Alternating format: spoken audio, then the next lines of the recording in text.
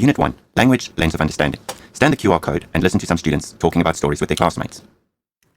They would not listen to the old woman and nearly knocked her down. She could not keep the crowd quiet, but Akulia and Malasha helped her. While the women were shouting at each other, Akulia had cleaned the mud off her dress and gone back to the pool. She took a sharp stone and began digging away the earth in front of the pool. This let the water run out into the street. Soon, Malasha joined her and, with a small stick, helped her to dig. Just as the men were beginning to fight, the water ran in a great stream into the street. It ran towards the place where the old women were trying to keep the men quiet.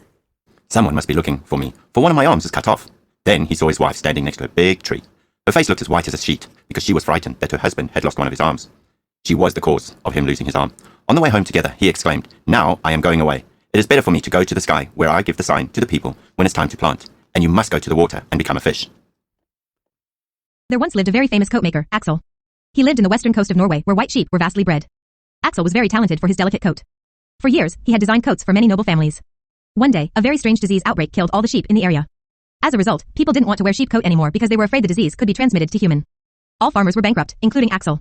His fellow coat maker moved to the cities to find job in the cities. Even though life was not easy, Axel decided to stay in that area. Food was very expensive. He sold his house because he could no longer pay the tax and moved to a small hut. Then, he earned living by catching fish in the fjord. It was a cheap work, but it was enough to buy food for his family. He always saved a little money from selling fish. With the money, one day he wanted to buy sheepskin from the south part of the world that people believe safer.